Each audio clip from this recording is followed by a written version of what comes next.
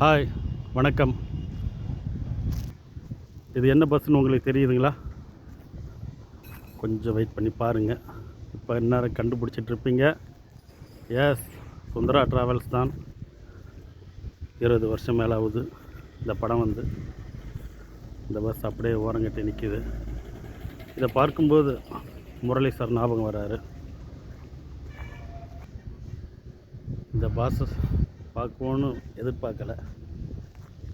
இவ்வளோ சிரிச்சிருப்போம் இதை பார்த்து. உள்ள எல்லாம் அப்படியே தான் இருக்குது.